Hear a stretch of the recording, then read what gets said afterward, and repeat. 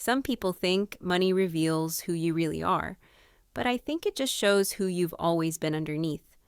I'm Chloe, I'm 28, and if you want to hear about how one decision can completely flip your world upside down, grab some wine because this is going to take a while. Anyway, make sure to hit that like button if you enjoy my stories, and don't forget to subscribe if you're new here. So let me paint you a picture of my life before everything went sideways. I was living what most people would call the American dream. Decent, apartment, stable, relationship, wedding plans in motion. Todd and I had been together for 4 years, engaged for 1, and we were actually doing the responsible adult thing by saving up for our spring wedding instead of going into debt like half our friends did. Now, Todd, he's not what you'd expect from a data analyst.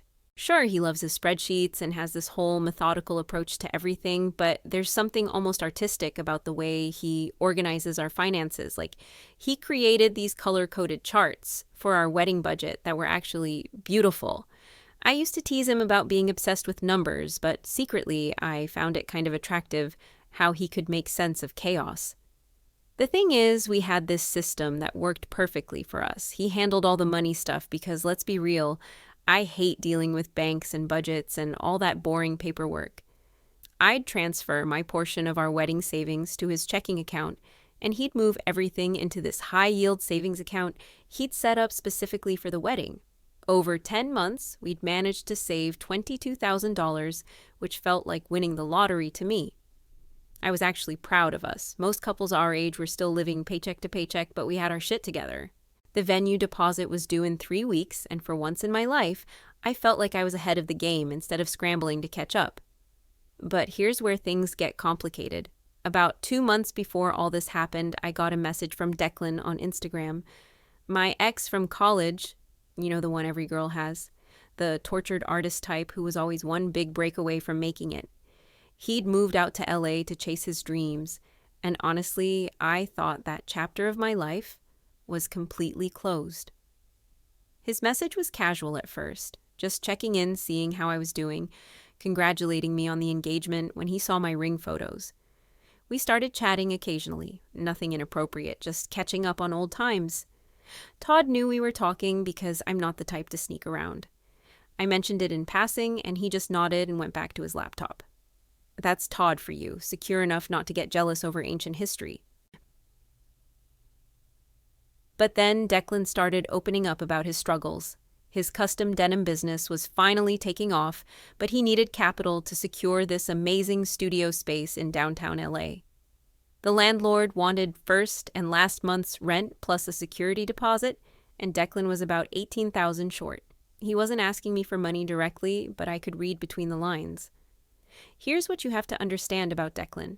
When we were together, he had this way of making me feel like I was the only person who truly understood his vision.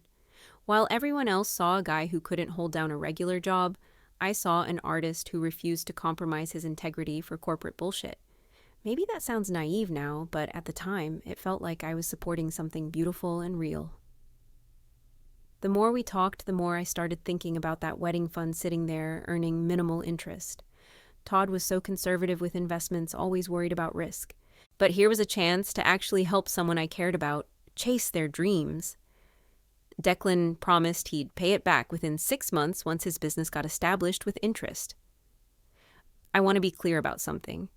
I wasn't trying to steal from Todd. In my mind, that money was as much mine as his.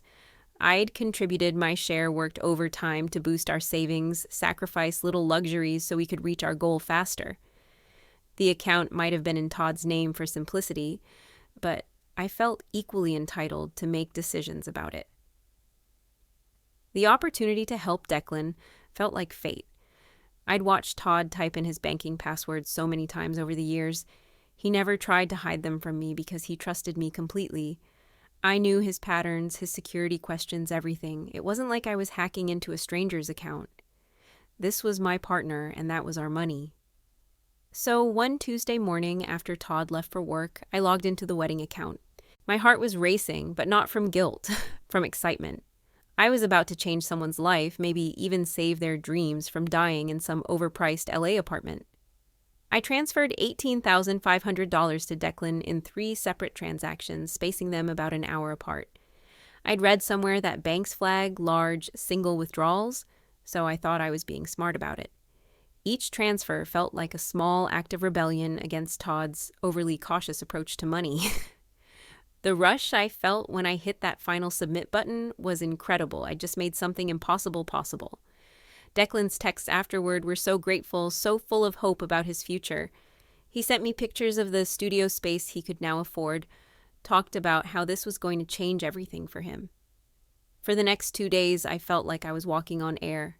Todd and I discussed flower arrangements over dinner, debated between band versus DJ, argued about the guest list, all the normal engaged couple stuff. But underneath it all, I had this secret that made me feel powerful. I knew something he didn't. I'd made a decision that would benefit someone we both used to know, and eventually Todd would understand. I started picking little fights with him during those 2 days, though I didn't realize it at the time. When he reminded me about the venue deposit deadline, I snapped that he was being controlling about timelines. When he suggested we review our budget one more time, I accused him of not trusting my judgment. Looking back, I think part of me was trying to create distance so I'd feel less guilty about what I'd done. But I wasn't feeling guilty, not really. I felt vindicated. Here, I was actually doing something meaningful with our money instead of letting it sit in some boring savings account. Declan was going to build something beautiful, something that mattered, and I was part of making that happen. The crash came sooner than I expected, and in the worst possible way. I was at my desk at work when my phone rang. Declan's name flashed on the screen, and I answered, expecting to hear more excited updates about his studio setup. Instead, his voice was tight with panic. "Chloe, I tried to send you a thank you gift and my bank said the transaction was declined. Then I checked my account and the money you sent. It's frozen. What's going on?" My stomach dropped. I mumbled something about looking into it and hung up, then immediately tried to log into our wedding account. Access denied. I tried Todd's other accounts.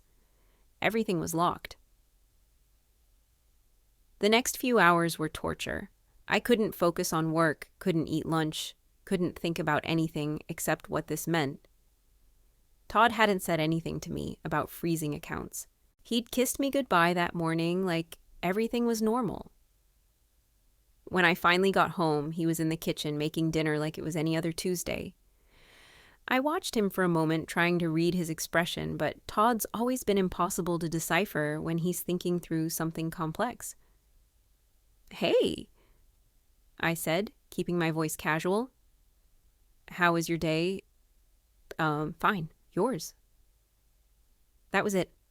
No mention of the accounts, no confrontation, no anger, just Todd being Todd, methodical and controlled, even when his world was probably falling apart. I decided to play it equally cool. If he wanted to handle this like adults, we could handle it like adults. But inside, I was furious. How dare he freeze our accounts without discussing it with me first? That money was as much mine as his, and he had no right to make unilateral decisions about it. 2 more days passed like this, both of us acting normal while this massive thing sat between us like a landmine. I kept waiting for him to bring it up to ask me about the transfers to give me a chance to explain. But Todd just went about his routine like nothing had changed. Finally, I couldn't take it anymore. I needed to know what was happening, and if Todd was going to be passive-aggressive about it, I'd force the conversation. I decided to confront him at his office. I'd go during lunch, we'd talk privately, and I'd explain everything. Maybe I should have discussed using the money beforehand, but it wasn't like I'd blown it on shoes or something frivolous. I'd helped someone we both knew achieve their dreams. I brought my parents with me for moral support. Mom and Dad had always liked Declan back when we were dating, and they understood that sometimes you have to take risks to help people you care about. I figured if Todd saw that other people supported my decision, he'd be more reasonable about the whole thing.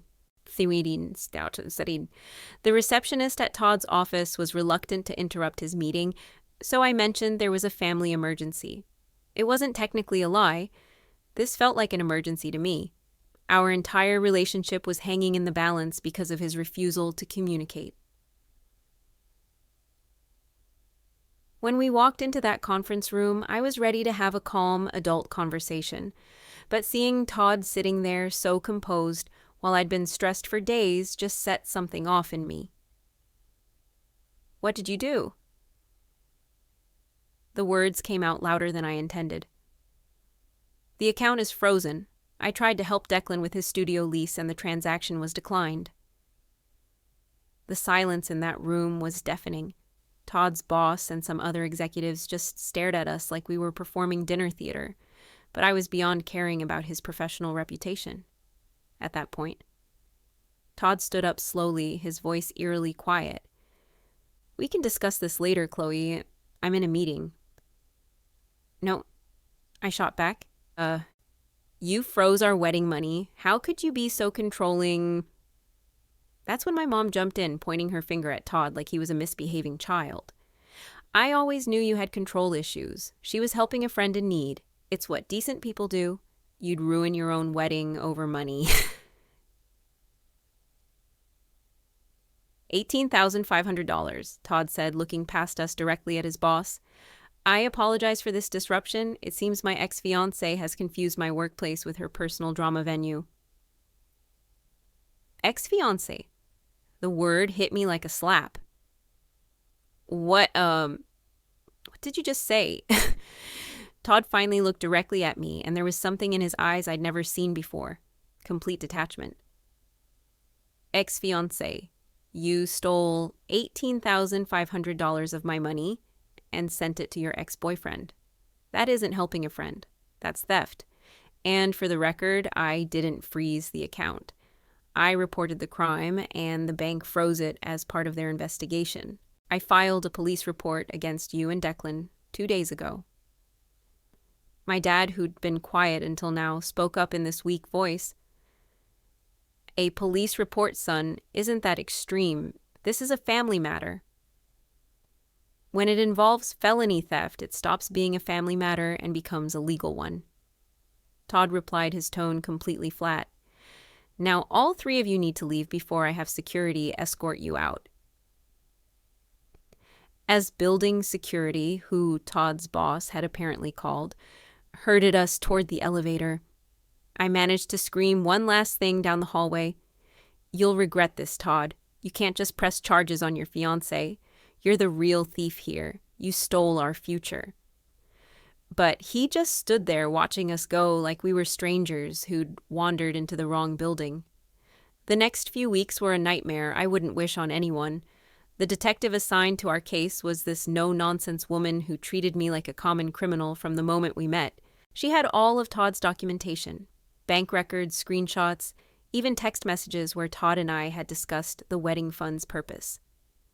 The worst part was how Declan reacted when the police contacted him. Suddenly he was claiming he didn't know the money was stolen, that I told him it was my personal savings. He hired some sleazy lawyer who tried to paint me as an obsessed ex-girlfriend who'd manipulated him. After everything I'd done for him, he threw me under the bus to save his own skin.